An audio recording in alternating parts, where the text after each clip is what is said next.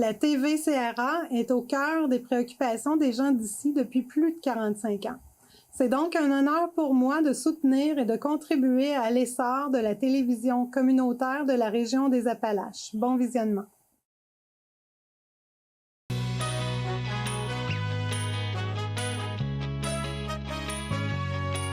Alors, monsieur, bienvenue à votre émission habituelle d'information Appalaches, en quelques mots. Alors, histoire d'apporter un peu de chaleur dans votre hiver, aujourd'hui, on va parler de baseball, particulièrement avec l'un des directeurs de l'équipe, M. Stéphane Morin. Alors, M. Morin, bienvenue. Bonjour, M. Facto. Merci beaucoup de m'avoir invité. Ça fait plaisir. Dans cette froidure hivernale. Oui. Alors, ça va mettre, comme je l'ai dit, un peu de chaleur dans cet hiver rigoureux. Alors, si on parlait un petit peu de la saison dernière, puis de votre satisfaction face à votre saison l'an dernier, on peut dire quoi?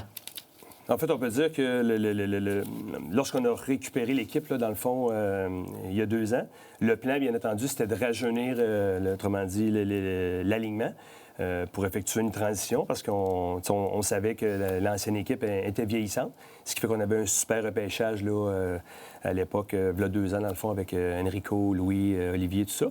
Fait que ça a super bien été la première année. Puis l'an dernier, on a continué. Au niveau des statistiques, on a été meilleurs au niveau des statistiques offensives. Au bâton, ça a super bien été.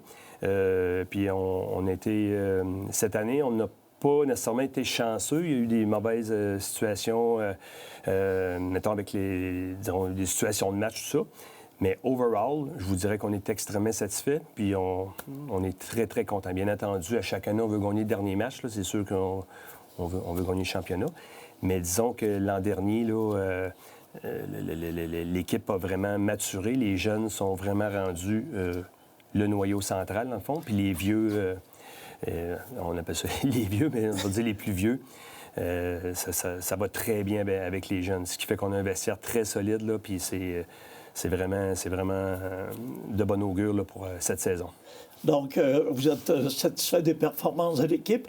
Qu'est-ce que vous pensez de la réponse de vos partisans? Écoute, ça, on peut pas... les partisans sont là, sont présents. Malgré les aléas de la température, on sait qu'il y a eu des matchs, on a eu une panne de courant. Je crois que le match d'ouverture, il mouillait. Là, il y a un autre match aussi vers la fin de saison, il mouillait. Puis finalement, il fallait absolument jouer parce qu'on avait de la pression de la Ligue de jouer tous les matchs avant la fin du calendrier.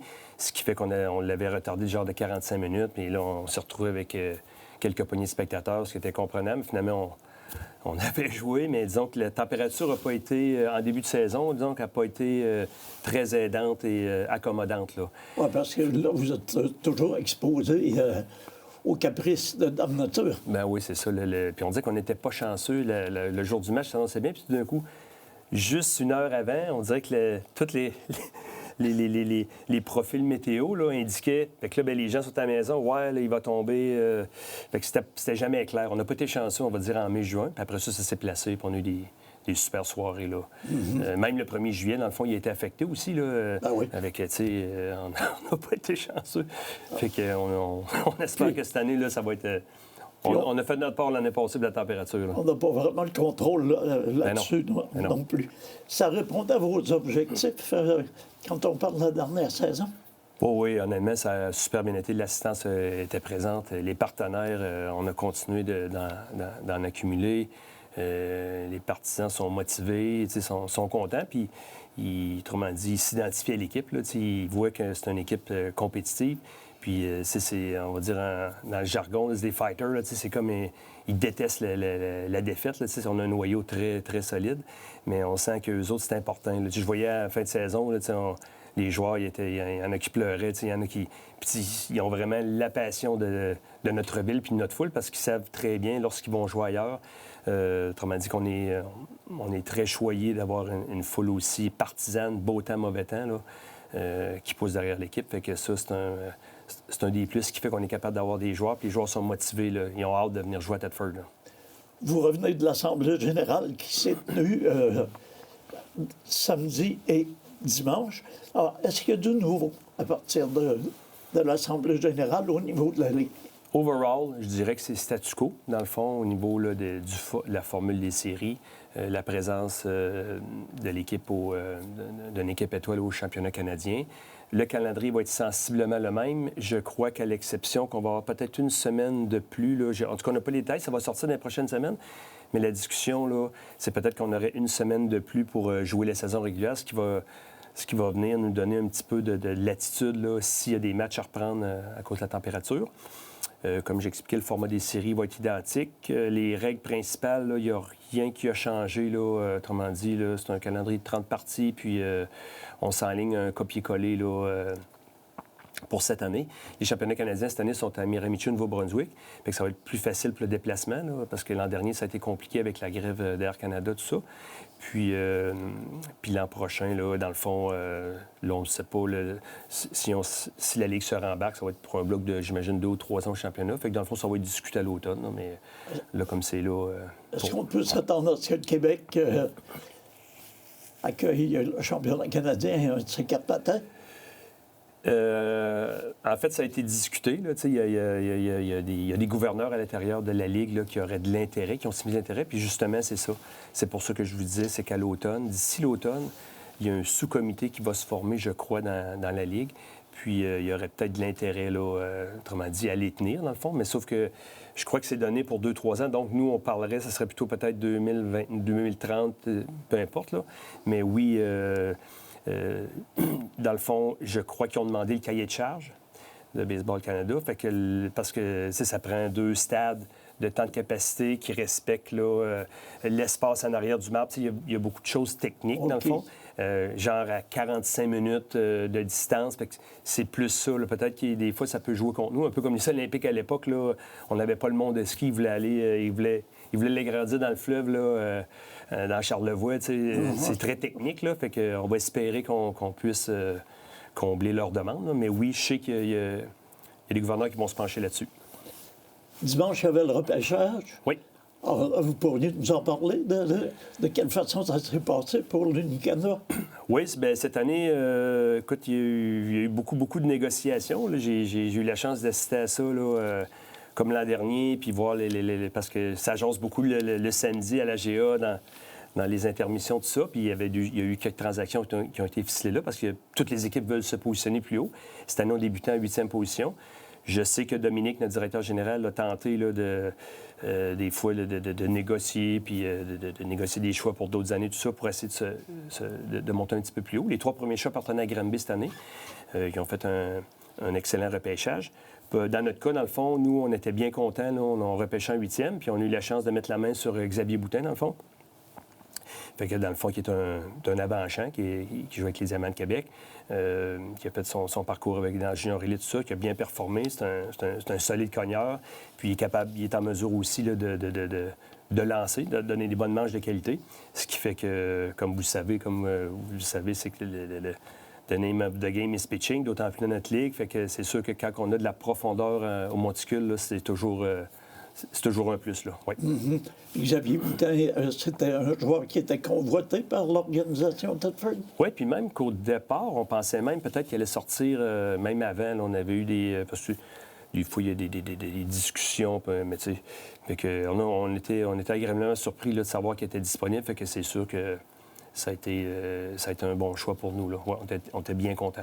Et par la suite, si on parlait des autres choix. Oui, en fait, c'est Louis-Philippe Langevin, dans le fond. Lui, dans le fond, il joue pour les Royals de Kansas City. Là, présentement, c'est sûr que là, lui, en fait, c'est un top 50, top prospect là, des Royals. Présentement, là, c'est sûr qu'il n'est pas dans la mire à court terme. Comme Dominique a dit, là, c'est un projet plus à long terme. Là. Mais comme c'est là, il est sur notre liste, fait qu'il était disponible. Fait que là, Dominique, il dit, il va prendre c'est une longue shot, entre guillemets, c'est ce qu'il expliquait là, tout ça là-bas. Fait qu'on va voir, on ne sait jamais. Là, fait que tout est... Mais là, présentement, je pense qu'il va être au camp là, des Royals. Fait que ça va être ça. OK. Et les choix subséquents? Oui, on a Mathieu Deschênes, un lanceur droitier que j'ai évolué avec les Diamants. Il ne joue pas depuis... non, c'est pas vrai. Lui, je me mêlais avec Mathieu Hamelin, excuse. Fait que lui, dans le fond, il est capable de... c'est un grand bonhomme, capable d'être partant à la relève. Fait qu'on était bien contents parce que ce qu'il faut savoir aussi, c'est que, comme Dominique expliquait, si on regarde les 15 dernières années, les champions de la Ligue, c'est pas compliqué, on a Thetford Mines, on a Actonville, puis on a Victoriaville.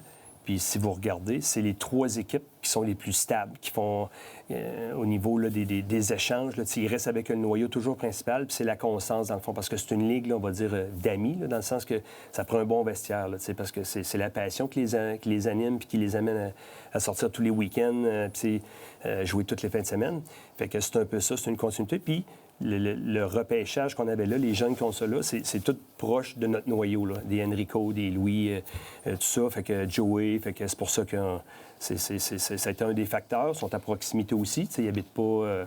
parce que c'est sûr que si on prend un petit bonhomme de Gatineau ou de Saint-Jérôme, là, c'est plus difficile par la suite le transport. On le vit dans la ligne nord-américaine aussi, avec la Surensa. Fait qu'on essaye, idéalement, là, de prendre d'un rayon là, de 100-150 km, là. Oui, maximum. Vous avez repêché également Mathieu Hamelin. En 4e, c'est Charles Davalant.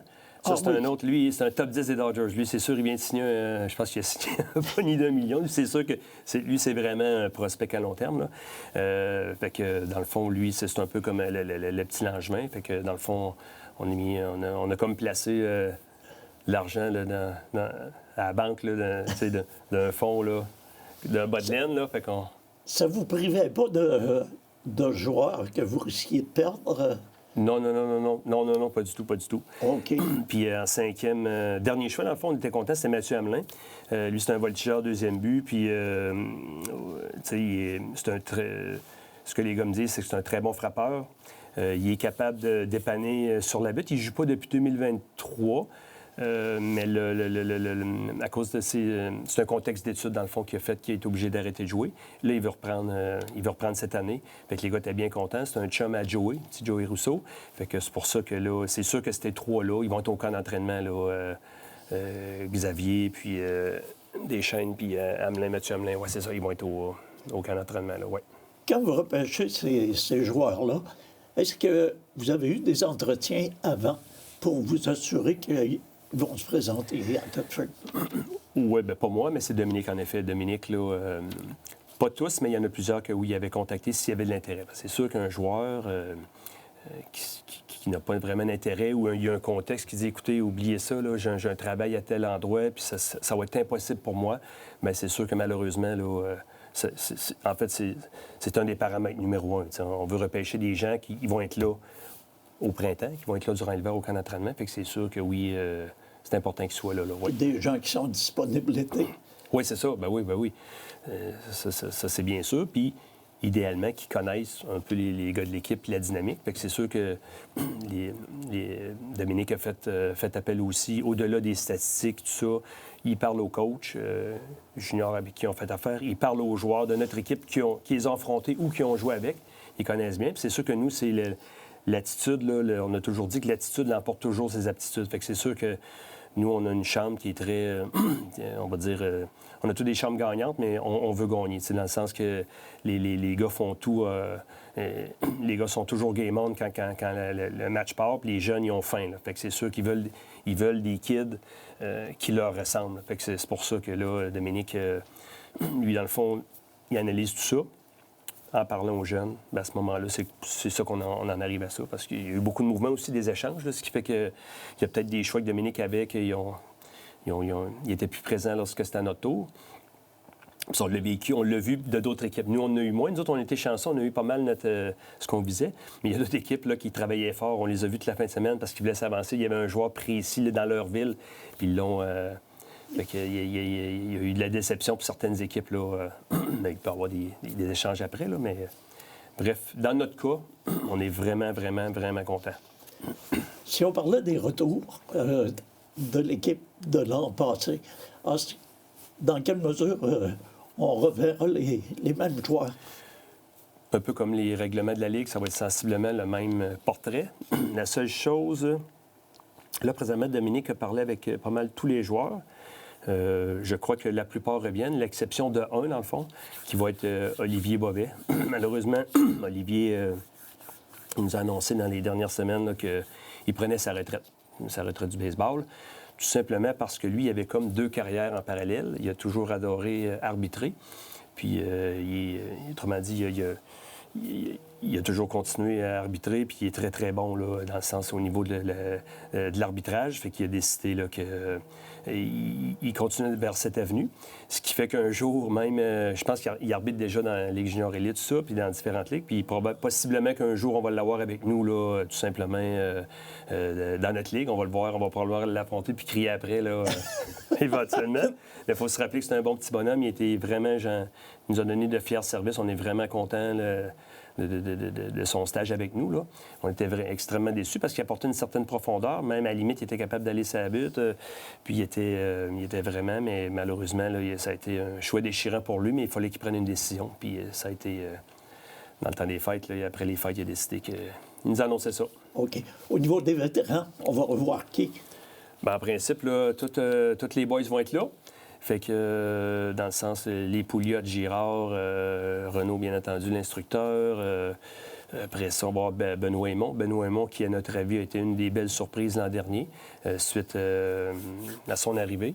Tout simplement parce que c'est des poteaux dans la chambre. Là, c'est dans le sens qu'ils sont capables là, de prendre soin. Il y a eu une belle transition avec les kids. Vraiment, Benoît Aymon, ça a été on a senti toute une différence dans la chambre. Tu peux rendre les jeunes confortables, les mettre en confiance, tout ça. Il y a de l'expérience, un gros bagage, ce qui fait que, là, que ça vient avec les Pouliot de Girard, là, dans le fond, comme on le dit tout le temps, la passation de pouvoir puis de ne pas paniquer au moment précis, là, ça a été très bénéfique pour nous. Fait qu'il va revenir avec nous. Puis, au 3e but, le statut de John Anthony, là, dans le fond, lui... Dans le fond, il est dans les Forces armées canadiennes. Fait que lui, en principe, il revient. Mais là, c'est sûr que lui, il est peut-être propice, on ne sait jamais, là, avec ce qui se passe dans... Il pourrait être appelé sur un call-out à l'extérieur du pays. Là, pour l'instant, il est dans le radar, mais il faut s'attendre qu'il y a un métier là, qui pourrait l'amener ailleurs. Mais là, présentement, il devrait être là. Fait que tout le monde sonne présent là, présentement. Je reviens à Benoît Aymon. Ça a été une surprise de le voir revenir avec Thetford comme... on a été relativement chanceux de voir revenir Danny Girard aussi. Ben oui. Puis Danny, c'était sûr là, qu'il allait revenir. Il adore la ville, il adore l'esprit d'équipe, il adore les jeunes. Fait que c'est sûr, c'est un naturel. Puis Benoît, c'est un naturel de terminer là, sa carrière en guillemets à Thetford. Quoi qu'il n'ait pas terminé, mais je veux dire, il voulait revenir, puis il adorait ça. Il adorait son expérience, son utilisation. Puis surtout, la façon où il a été vraiment un élément clé pour conseiller les jeunes, vraiment, là, pour les conforter. Fait que il a été vraiment là, un plus. Puis c'est un gentleman, il est vraiment gentil, là. Oui. On a parlé de la butte et on a parlé des joueurs internationaux. Oui. Alors, ça ressemble à quoi? Au niveau du monticule, dans le fond, Jonathan, il revient, bien entendu, notre bon vieux Jonathan Paquette, là, qui nous a fait un match spectaculaire, justement, là, lors du match du 2 juillet, dans le fond, là, la classique Thetford Chrysler. Michel Simard, dans le fond, comme vous savez, là, il avait subi une blessure, fait que là, on attend, là, on devrait avoir des nouvelles bientôt là, de qu'est-ce qui se passe dans son cas. Il y a le dossier de Matt March, qui est présentement un international, considéré international. On est dans les démarches, puis on se croise les doigts que rapidement, il puisse avoir là, un papier officiel, que ce soit sa carte d'assurance maladie ou son permis de conduire, qui va lui permettre de tomber dans notre liste de réguliers, dans le fond. On est là-dessus là, avec les différentes sphères d'immigration. Là, mais ça devrait être positif parce qu'il habite déjà à Québec. Sa copine est là, il a un appartement, il travaille déjà de Québec. Fait que dans le fond, on se croise les doigts que ça soit positif là, pour nous avant le début de la saison. Ce qui vous ferait une place de plus pour un joueur international? Oui, pour les joueurs internationaux. Là, parce que dans la Ligue, cette année, c'est ça. Ça va être 2 internationales. Il y a eu des discussions. Il y a certaines équipes qui ont demandé 3 internationales, étant donné qu'ils sont dans des marchés un peu plus éloignés, puis c'est difficile, tout ça. Mais ils n'ont pas eu de réponse positive, autre qu'on va en rediscuter, parce qu'il y a plusieurs... bien entendu, c'est parce qu'il y a certaines équipes qui qui ont peur que s'il y aurait trop d'international à ce moment-là, que c'est les équipes avec des plus gros marchés qui pourraient en profiter. Fait que c'est pour ça, là, ça va être le statu quo, c'est 2 internationales.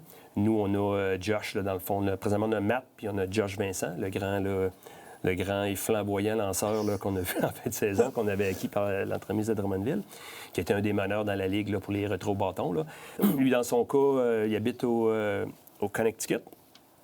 Puis je sais qu'il est en communication avec Dominique, mais on ne peut pas confirmer son retour, là, parce que lui, il a une entreprise. Fait que dans le fond, c'est pour l'instant, là, je peux même pas vous dire là, qu'est-ce qu'il y en est. C'est trop tôt, là, mais il nous a signifié là, qu'il y avait de l'intérêt à revenir, ça c'est sûr. Là. Mais c'est Dominique qui a le dossier dans les mains. Là. Ouais. Au niveau du groupe d'entraîneurs puis de responsables, on parle de Dominique Bolduc depuis le début. Oui. Les autres qui vont l'entourer, on comptera sur qui? Bien, c'est sûr que c'est Renaud, notre flamboyant entraîneur Renaud Desjardins. Il est toujours là, toujours bien présent pour conseiller les jeunes. J'appelle ça une main de fer dans un gant de velours. Là, il est vraiment là, il est très dédié à l'équipe. C'est un gagnant, on ne se le cachera pas. Puis il va être encore entouré là, des Jean-Michel Ledard, Danny Girard au besoin, les Benémont comme l'an dernier, tout ça. Fait que non, il n'y a pas de... Puis à la limite, les Stéphane Pouliot, c'est tous des conseillers dans la chambre. Là, ils connaissent la recette là, pour amener l'équipe à un niveau supérieur. Fait que dans le fond, au niveau du staff d'entraîneur, ça va être le même... on ne change pas une formule gagnante, puis ça va être la même chose là, que l'an dernier. Oui. Le calendrier sera connu bientôt? Oui, il parlait... toutes les équipes ont donné leur disponibilité de stade. Puis, on va... en principe, ils nous ont parlé que le mi-février ou début février, ils voulaient avoir un... Dans la première semaine de février, il faudrait... C'est Dominique, dans le fond, Bolduc, qui fait faire une ébauche pour tout le monde en respectant les conditions de chacun, parce que chaque stade a des paramètres très précis. Là, comme, fait que c'est pour ça, mais en principe, oui, ça va être plus tôt cette année qu'ils nous ont mentionné. Fait que moi, j'ai eu l'impression que 3e ou fin février, là, on va être capable de l'annoncer puis de l'afficher. Mais les billets de saison sont déjà en vente. Si vous allez c'est ce que j'allais vous demander. Si vous allez sur notre site, unicandabaseball.com ou par l'entremise des réseaux sociaux de notre page Facebook, à ce moment-là, là, vous avez le lien pour l'acheter directement en ligne. Ce qui fait qu'en l'achetant, vous avez une preuve d'achat que vous pourrez présenter simplement à la conférence de presse qui va avoir lieu possiblement en avril, un peu comme on fait à chaque année. Ou au premier match, dans le fond, en le présentant au guichet. Là, mais vous allez avoir votre preuve là, que l'achat a bien été fait. Puis on a déjà, écoute, ça fait même pas une semaine. Là, puis on a déjà une vingtaine de vendus. Fait qu'on espère... Là, Vous avez un objectif? Bien, en fait, on aimerait ça en avoir, je dirais, peut-être possiblement... On avait 100, au-dessus de 100 l'an dernier. Fait que c'est sûr qu'on se met toujours un objectif de 150. C'est sûr que ça serait bien. Fait que je pense que cette année, ça devrait être correct. Là. Fait qu'à ce moment-là, on est rendu une vingtaine. Là. Fait que on est en avance sur l'an dernier même. Fait que ça va bien. Oh, oui.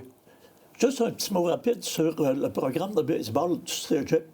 Oui. Est-ce qu'il risque d'y avoir collaboration entre l'organisation de l'Unicadva et le Cégep?